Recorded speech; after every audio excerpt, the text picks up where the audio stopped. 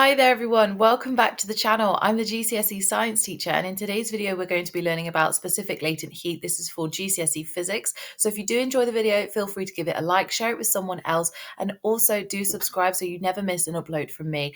So what actually do we mean by specific latent heat? Well, it's the energy needed for a substance to change state.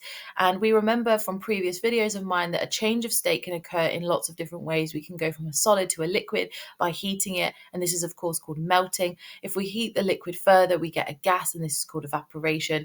The gas can be condensed back into a liquid if we cool it, and to cool it further, we go from a liquid to a solid, and this is freezing.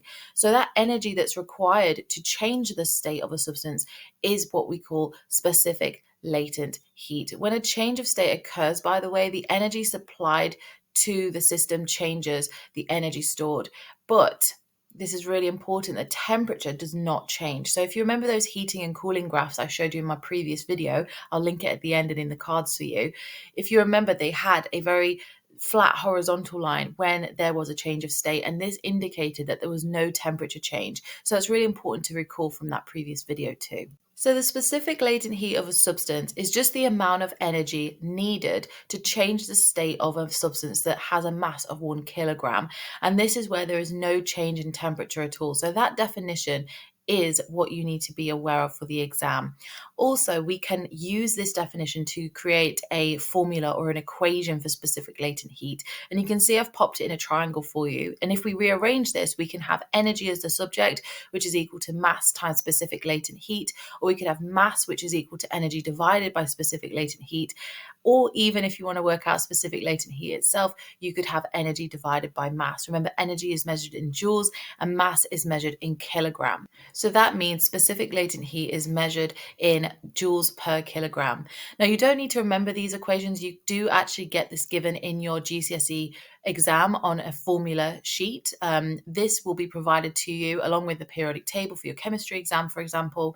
However, it's really important that you're able to rearrange this equation. It's not a particularly complicated equation, but it's worth being aware of the units and knowing how to rearrange it. So pause the video, make a few notes here if you need to, and then we'll get to the next bit. So specific latent heat and specific heat capacity, you might be thinking to yourselves, hold on a minute, didn't we just talk about this? Didn't we do a video on this already? I've already heard this. They are the same. They are not the same. It's really important you know the difference. So they're kind of like cousins. They're related, but they are different in their own right. So specific heat capacity is all to do with the amount of energy that's needed to increase the temperature of a 1 kilogram amount of substance by 1 degree Celsius. However, specific latent heat is all about the energy required to change the state of a 1 kilogram amount of substance without changing the temperature. So just in short, specific latent heat is all about changing the state of a substance without changing the temperature. Specific heat capacity is all about changing the temperature of something without changing the state. So you can see that this happens on the same amount of mass, so 1 kilogram in each case, but in both cases, we're either talking about a change in state or a change in temperature, and that's where the differences lie. And that's why they have different units as well. Remember, specific heat capacity has a totally different unit to specific latent heat, and that is why you can see those differences. Specific heat capacity has joules in it, whereas specific latent heat does not, because there's no temperature included. So there's two different types of specific latent heat. We have specific latent heat of fusion and specific latent heat of vaporization. So what actually is the difference between the two? Well, the specific latent heat of fusion is when we change a solid into a liquid and we melt it.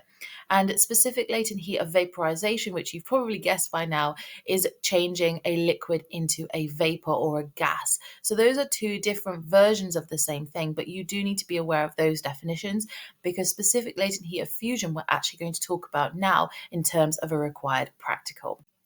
So here is the equipment setup for calculating the specific latent heat of fusion of water. Remember, specific latent heat of fusion is the amount of energy that's needed to turn a solid into a liquid. So the aim of this experiment essentially is to determine the amount of thermal energy that's needed to turn a 1 kilogram mass of ice into a liquid water. And we do this with the following equipment. So you're going to need an immersion heater, which is connected to a voltmeter, an ammeter, and also to a battery pack, so it turns on and heats up that ice. You can see the ice and the immersion heater have been placed inside a funnel. The ice, you need to have about a kilogram of that, and the funnel and the ice and the immersion heater are held in, they're suspended up in the air, essentially by a clamp and clamp stand and a boss, so that you can keep the liquid water running out of the funnel. The actual liquid that comes out, the water when it's melting, will go into a beaker, and this will be placed on top of a balance or a top pan balance to calculate the mass of the liquid water that has been melted during the time. Speaking of time, you also need a timer to calculate how much time this takes. Now, you also need to set up a control apparatus, and this just has everything exactly as I've said, except for no immersion heater, because you want to determine how much the ice would have melted if there was no immersion heater as well. And we'll come on to why that's important in a moment.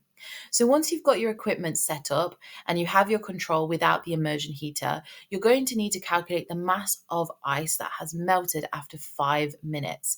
And you are going to then use a couple of different equations to finally calculate the specific latent heat.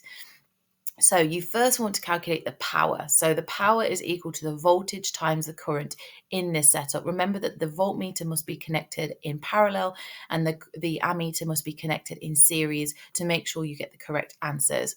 You can calculate the energy supplied by the heater using the equation energy is equal to power times time. And then you can calculate the latent heat of fusion of ice by doing the energy you've calculated divided by the mass as well. So here is the experiment with some numbers and data attached to it, because I appreciate that this topic, you kind of need some exemplar data to kind of understand where this information is coming from. So let's say, for example, I had an experiment that I've just done and I have this information. We can see that the mass of melted ice when we use an immersion heater is equal to 0.3 kilograms when that immersion heater was on for a total of 6 minutes. However, the control of amount of ice that was melted after 6 minutes without the immersion heater was equal to 0.2 kilograms. So you can see the difference between the two is 0.1 kilograms. And this means that's the amount of ice that was melted just due to the immersion heater, because the melted ice of 0.3 kilograms was the immersion heater and the environment it was in. So we can use this to calculate the specific latent heat of fusion of water by using the equation specific latent heat is equal to energy divided by mass. Now, we don't have energy as it stands. We don't actually have that bit of data, but we have other bits of data which we can use to calculate energy. To that step in a second. So how do we work out energy? Well, we have a voltmeter and we have an ammeter, so we could work out power, and we also know the time, so we could use power and time to calculate energy. So this is an example of a calculation that has multiple steps to it. So we have to go back a few steps. In the GCSE exam, always think about what you know and where you want to get to, and then try and fill in the gaps to kind of bridge those areas together. So, like I said, we have the amount of potential difference, which was 12 in this case, 12 volts, and the current of 7.5 amps. And this was just the experimental setup that we used. And if we times those together, we get the power of 90 watts. Remember, power is measured in watts. So now we can use that information to calculate the energy. And the energy is equal to power, so 90 watts, times by the time. Now we use 6 minutes in this case, and time is measured in seconds. So we have to convert minutes into seconds, and we do that by timesing it by 60 seconds. So 6 times 60 times by 90, we can see an answer of 32,400 joules. So that's quite a bit of energy that's needed to actually melt some ice. That's quite a lot of energy. The final step is actually working out what we wanted to in the first place, which was specific latent heat of fusion. So we use the energy, which is 32,400, divided by the difference in mass, which is 0.1, and we get an answer of 324,000 joules per kilogram. Now, interestingly enough, if we compare this to real data of the specific latent heat of fusion of water, which is the answer of that is 334,000 joules per kilogram. It's very, very close. Remember, when you do an experiment, there's always going to be other factors that could affect the experiment. We'd have to do lots of repeats to make sure we get an average.